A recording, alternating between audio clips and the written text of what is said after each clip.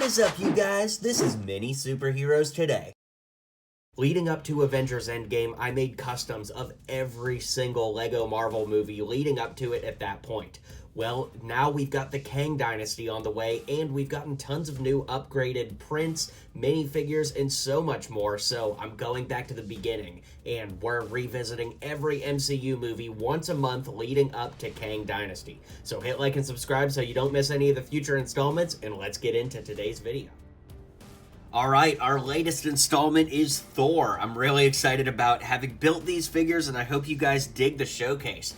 So far, I think this is probably the biggest update since I did the video 5 years ago, and I'm really excited to dig in today, so let's get into it. Okay, so we're starting off with Thor himself. Now, we do get to see him wear his helmet very briefly at the beginning of the movie, so I went ahead and used the Thor helmet piece, which has come in several different sets at this point in time.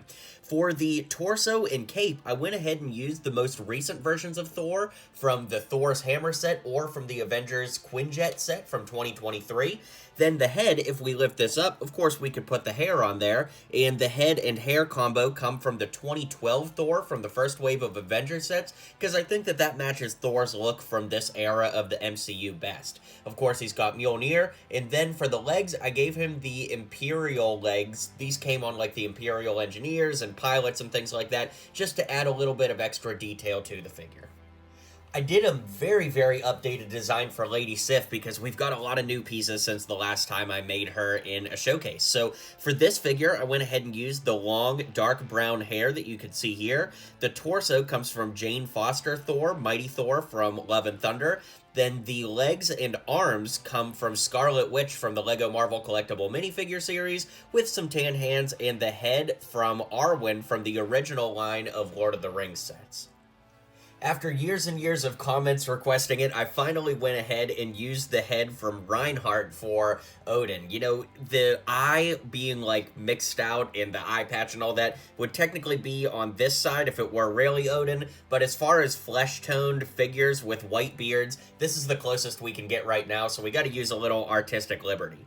The hair comes from that same minifigure, and to throw back to Odin being the original Allfather, I went ahead and used the torso from comic book Thor from the Avengers Assemble line of sets. He's got a red cape, and interestingly in doing research, I found out his arms and legs are actually brown with black boots. So these legs from Lucy from the Lego Movie 2 work pretty well with brown arms, and then I gave him Loki's staff from around 2012.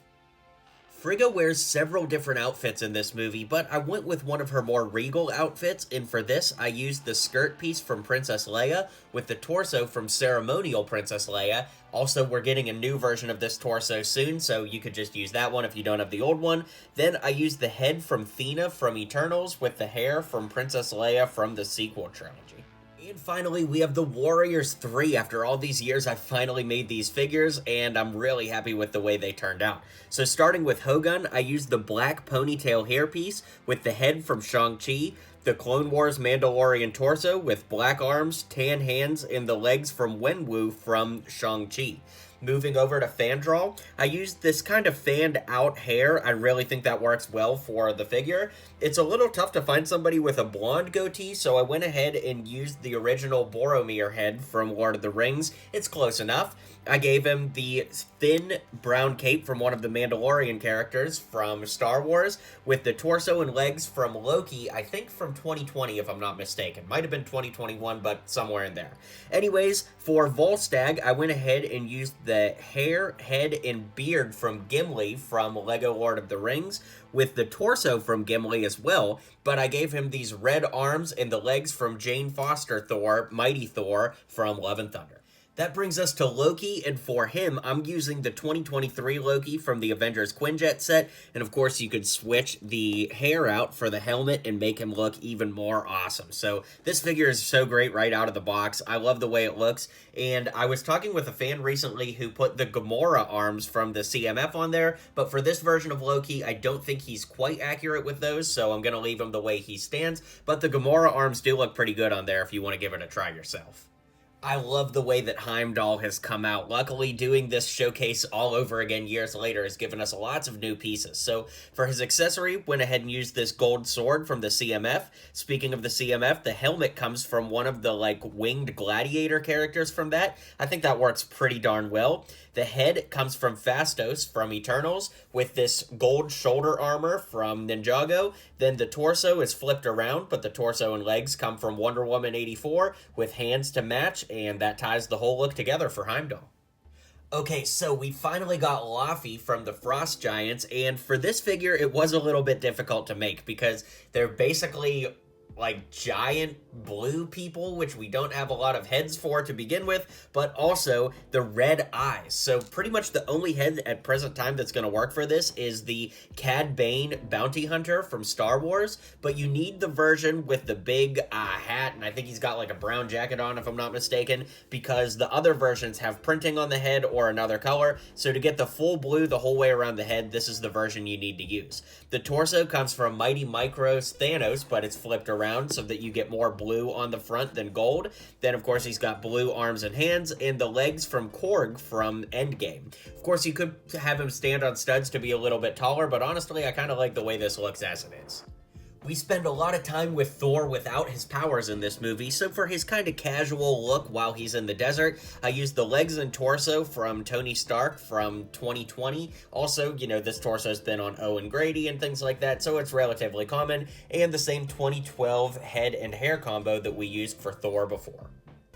For Jane Foster, it only makes sense that we use the head from Padme from the 2013 Republic gunship, because of course it looks exactly like Natalie Portman, and to keep things easy, I use the exact same hairpiece. The torso comes from Dr. Wu from LEGO Jurassic World, although there is a female scientist torso that I used before that works pretty well, but over the last 5 years, somehow I've misplaced that piece, so I went with the next best option. And then, of course, for the legs, I used Scarlet Witch's skirt from 2015 Age of Ultron.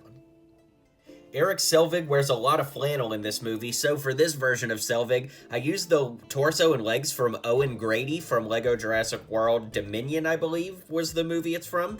Anyways, that's what I used there. The head is Old Man Han Solo with the receding hairline from Doctor Who, although I think that hairpiece has come in a couple places as well.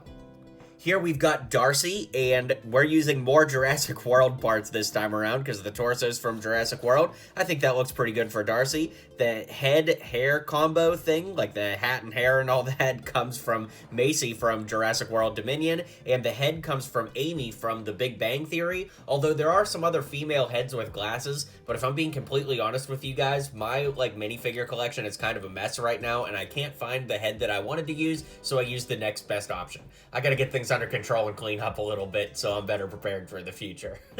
As you guys know, on the road to Kang Dynasty, I'm remaking every Stan Lee cameo, so of course we have Stan Lee driving his truck trying to pick up Mjolnir, and this time I went ahead and used black legs with Bruce Banner's torso from Infinity War and Ragnarok.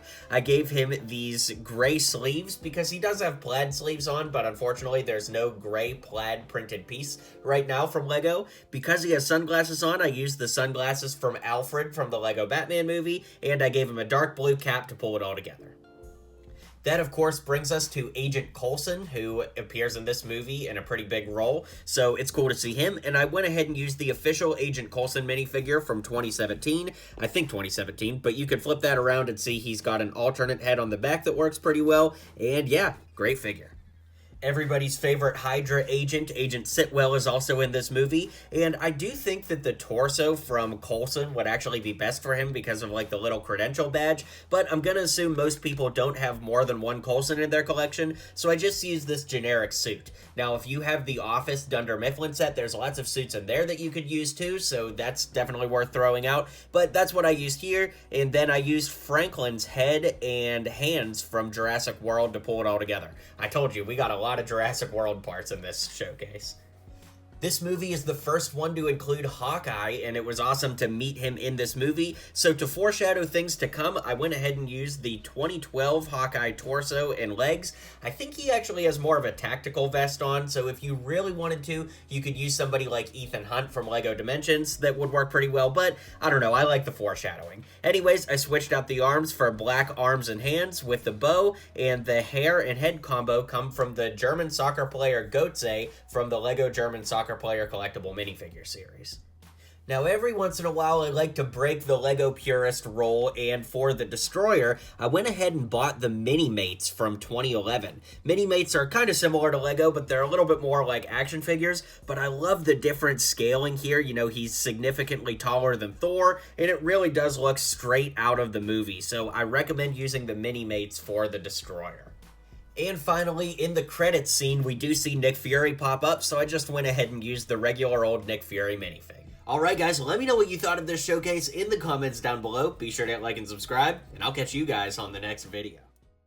Well, you made it to the end of the video. Thanks for hanging out with me today, and don't forget to hit like and subscribe, and maybe check out one of my other videos listed here.